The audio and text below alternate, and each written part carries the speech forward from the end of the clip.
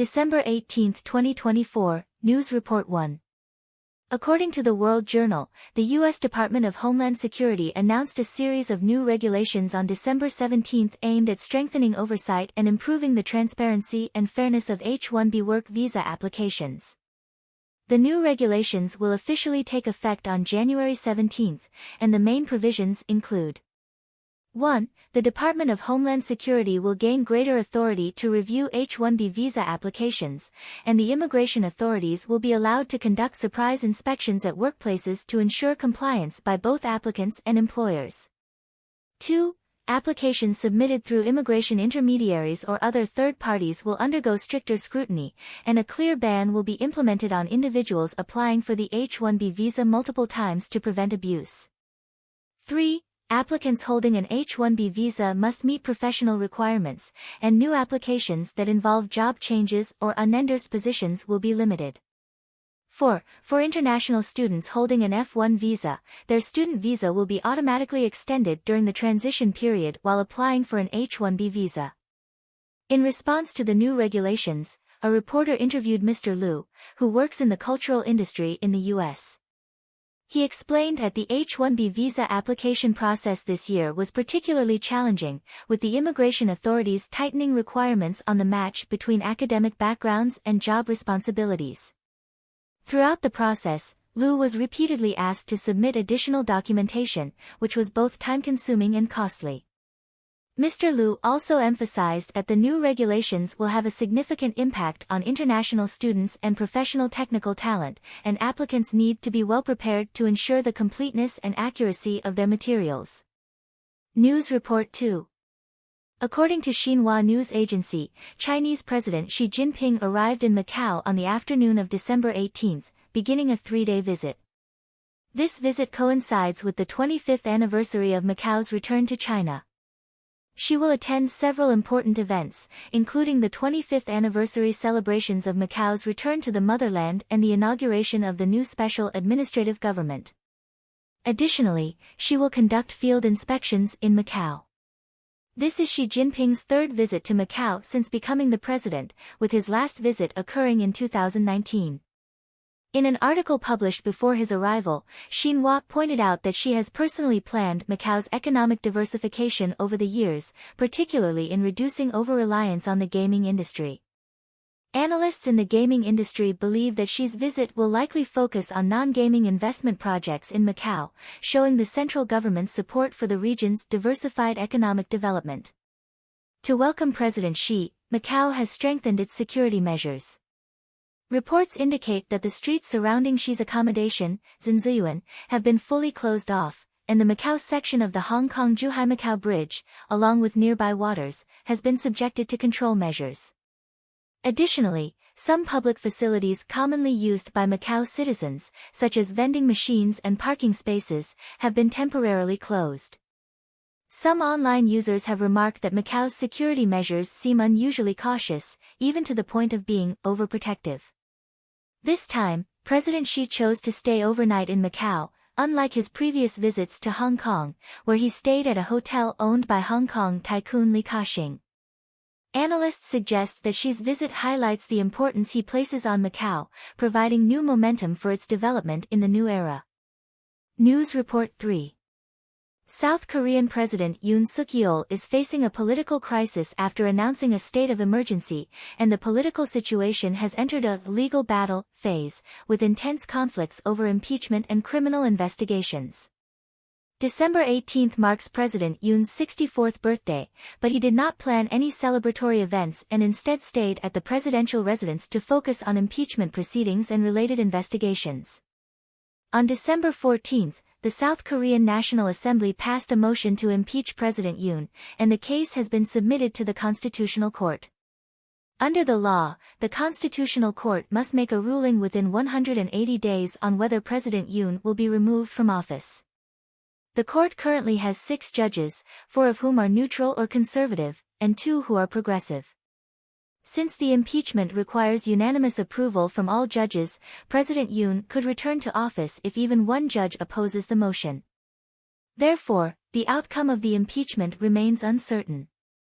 Meanwhile, South Korea's National Police Agency, the high-ranking public officials' Crime Investigation Department, and the Ministry of National Defense have jointly established a special investigation team to conduct a thorough investigation into the allegations against President Yoon. The prosecution is also conducting a separate criminal investigation, creating a dual-track investigation system that intensifies the political tension. The ruling People Power Party is facing severe internal division over the impeachment case. The pro-Han faction, which supports former party leader Han Dong-hoon, is in favor of impeaching President Yoon, while the pro-Yoon faction strongly opposes it. Under pressure from the pro-Yoon faction, Han Dong-hoon announced his resignation from the party leadership on December 16, with John Shin-dong acting as interim leader. Analysts believe that if the People Power Party fails to resolve its internal divisions quickly, it could lose its ruling position in the next presidential election. On the other hand, Lee Jae-myung, leader of the opposition Democratic Party, stated on December 18 that he had proposed the establishment of a National Governance Stability Coordination Mechanism involving both the National Assembly and the government, but the ruling party has taken a passive stance. He emphasized that the Democratic Party is willing to make certain concessions to help resolve the current crisis. The political fate of President Yoon and the future direction of South Korean politics remain uncertain. The Constitutional Court's decision, the progress of the dual-track investigations, and the internal struggles within the ruling party will all have a profound impact on South Korea's political landscape. News Report 4. On December 18, the National Bureau of Statistics of China released the urban surveyed unemployment rate data for November. Among them, the unemployment rate for people aged 16 to 24, excluding students, was 16.1%, a decrease of 1 percentage point compared to the previous month. The unemployment rate for those aged 25 to 29 was 6.7%, a slight decrease of 0.1 percentage point compared to the previous month. The unemployment rate for people aged 30 to 59 remained at 3.8%, unchanged from the previous month. In addition, the overall urban unemployment rate for November was 5%, consistent with the data for October. The National Bureau of Statistics emphasized that these unemployment rate figures do not include students. However, this statistical method has sparked external doubts. Some analysts pointed out that excluding students from the data may make the figures look better, but it does not fully reflect the real situation of China's labor market. Critics argue that the actual unemployment rate in China may be much higher than the official figures. An industry insider pointed out, especially for the younger generation, the pressure to find a job has increased, with many university graduates unable to find work, a situation not fully reflected in the official statistics. They also added that the weakness of the grassroots labor market and the overall slowdown in economic growth may further exacerbate the unemployment issue. In the current economic environment, the pressure on the labor market has become a key issue of concern. How to effectively alleviate youth unemployment and ensure stability in the labor market will remain a key focus for future policy adjustments. News Report 5. Recently, a Twitter video showed a collective road-blocking protest by sanitation workers in Lintong District, Xi'an, on December 7, demanding payment of overdue wages. In the video, hundreds of sanitation workers braved the cold wind, gathered on the street, and shouted slogans, demanding the payment of their overdue salaries. According to the Post, these workers earn only about 1,000 yuan per month, but their wages have been delayed for 5 months. The delay in salary payments has severely affected the workers' basic livelihoods, leading to heightened emotions. The Lintong District Urban Management Bureau responded by stating that the sanitation workers are employed by an outsourcing company, and due to financial difficulties, the district government was unable to pay the contractor on time, which caused the workers to be unable to receive their wages on time. The Xi'an municipal government has stated that it is paying attention to the issue and will strive to resolve the wage arrears before the end of December. In recent years, the issue of local government financial difficulties has become increasingly prominent. In addition to sanitation workers, other groups such as civil servants, teachers, and bus drivers have also been reported to demand their unpaid wages. This phenomenon reflects the fiscal challenges faced by some regions under economic downturn pressures. The incident has sparked widespread public discussion about the protection of grassroots workers' rights. Experts suggest that addressing similar issues requires local governments to optimize their fiscal expenditure structure and improve labor rights protection mechanisms to prevent similar events from occurring again. News Report 6. Bloomberg recently reported that the Securities and Futures Commission of Hong Kong, SFC, launched an investigation in November in collaboration with the New York Stock Exchange, NYSE, into allegations of stock manipulation by certain Hong Kong-listed companies in the U.S. The SFC raided the offices of relevant brokers, underwriters, and investors. However, more than a month after this significant event, no local media in Hong Kong had reported on it. Observers pointed out that the flow of information is the cornerstone of the operation of financial centers. In the past, Hong Kong media reported similar incidents in a timely and detailed manner. For example, SFC search actions would usually quickly become hot news. However, the silence surrounding this case has broken this precedent, and it was only after international media, such as Bloomberg, reported it that the public became aware. Some analysts believe that Hong Kong's media has significantly weakened its role in information transparency and public oversight in recent years. This trend could have a profound impact on Hong Kong's position as an international financial center. An industry insider commented, "If the flow of information is obstructed, market confidence will be impacted, and the status of the financial center will be questioned." This incident exposed potential issues in the information flow and media oversight mechanisms of Hong Kong's financial markets. Experts suggest that Hong Kong needs to strengthen financial regulatory transparency, ensure smooth information flow, and encourage the media to restore its supervisory role to maintain market fairness and the status of an international financial center. News Report 7. According to the Liberty Times, on the evening of December 18, more than 6,000 people from civil society groups gathered outside the Kuomintang, KMT, headquarters in Taipei, protesting the KMT's efforts to amend the Election Recall Act, Constitutional Litigation Act, and Fiscal Revenue and Expenditure Allocation Act. At the same time, KMT lawmakers also proposed to cut multiple defense budgets, which has drawn widespread attention. It is reported that KMT legislators proposed to cut the budget for the Hongshuan anti-tank missile project and the National Shipbuilding Program. In response, Taiwan's Minister of Defense, Gu Lixiong, warned that if the related budgets were cut, the construction plan for Taiwan's indigenous submarines would be delayed by 2 years.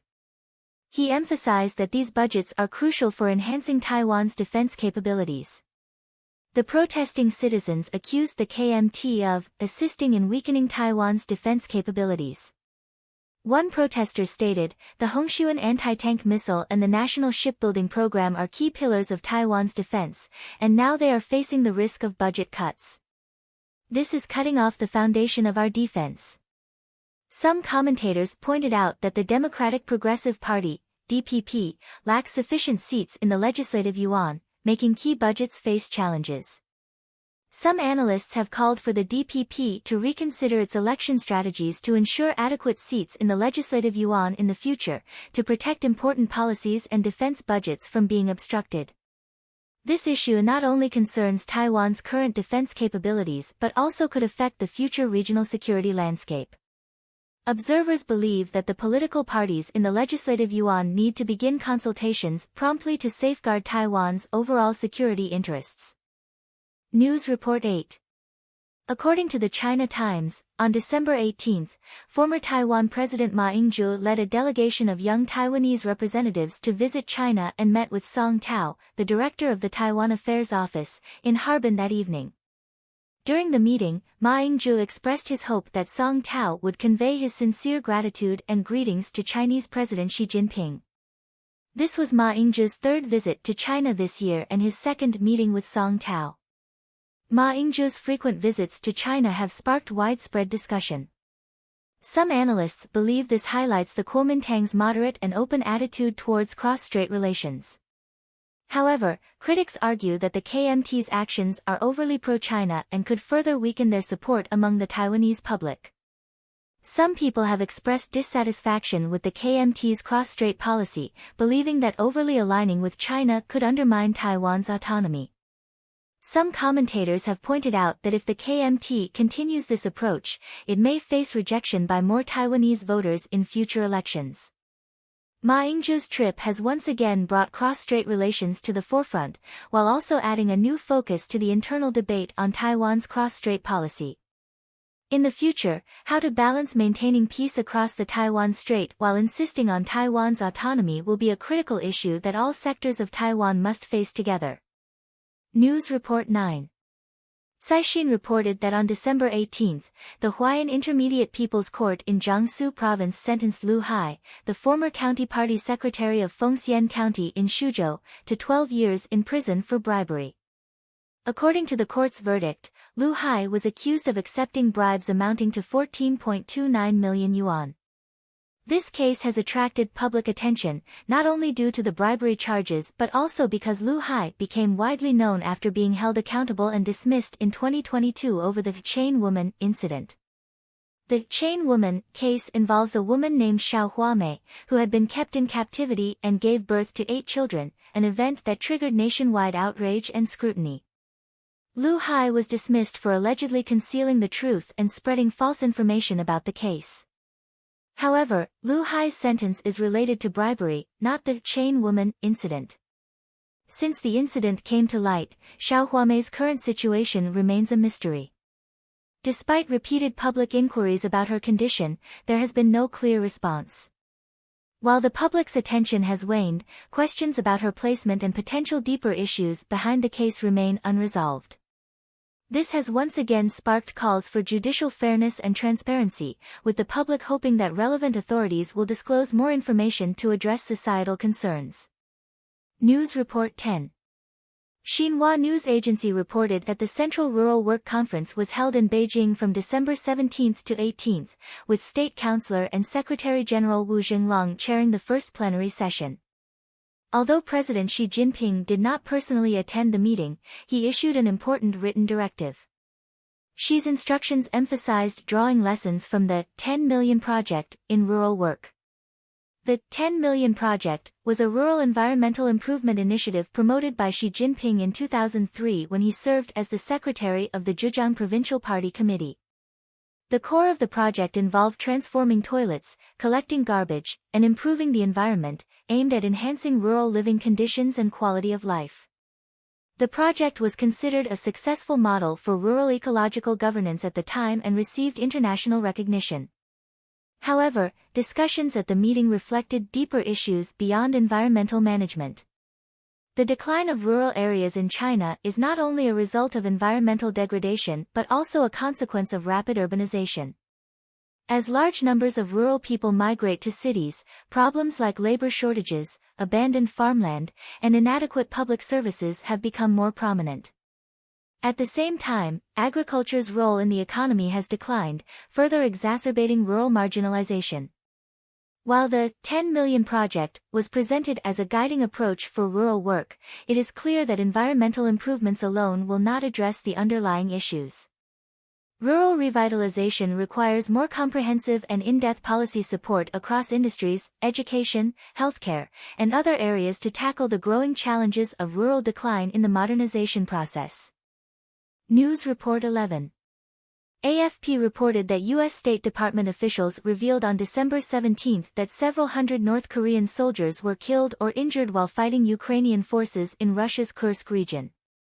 U.S. officials analyzed that these North Korean soldiers lacked combat experience, as they had never participated in real combat, leading to heavy casualties on the battlefield. The Russian military has recently launched a strong offensive in Kursk, involving a large number of North Korean soldiers. According to a report from the U.S. Institute for the Study of War in November, around 8,000 North Korean soldiers were deployed in Russia's Kursk region, with most of them directly involved in combat operations. The presence of North Korean soldiers on the Russia-Ukraine battlefield marks a further deepening of military cooperation between Russia and North Korea.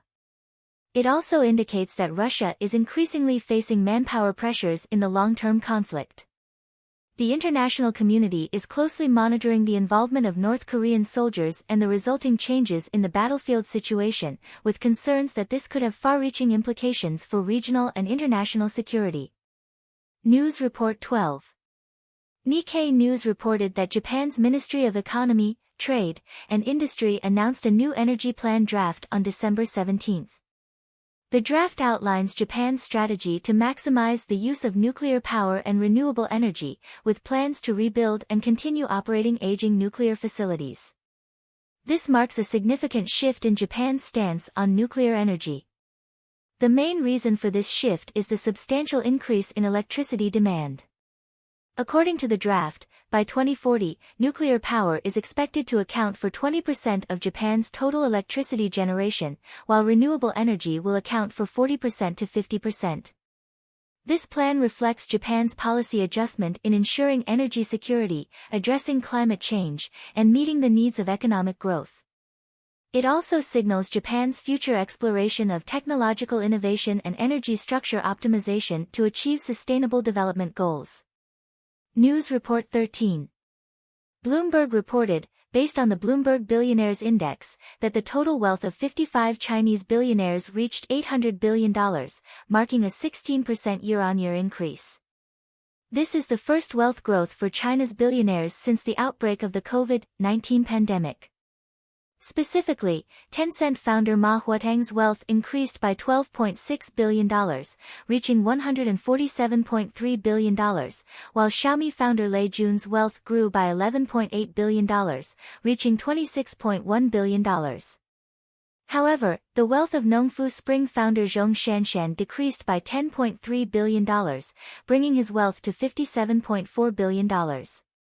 This wealth increase reflects the recovery momentum in certain sectors such as technology and consumer goods in China, but also highlights the divergence between different industries. News Report 14. According to First Financial, China's National Medical Products Administration approved the launch of a drug developed by Green Valley Pharmaceutical for Alzheimer's disease, dementia, on December 18. The drug is administered via injection every 4 weeks and is primarily used to improve mild cognitive impairment and mild dementia caused by Alzheimer's disease. According to a report from Shanghai Jiao Tong University, there were approximately 17 million Alzheimer's patients in China in 2021, with 1,194 people affected per 100,000 individuals.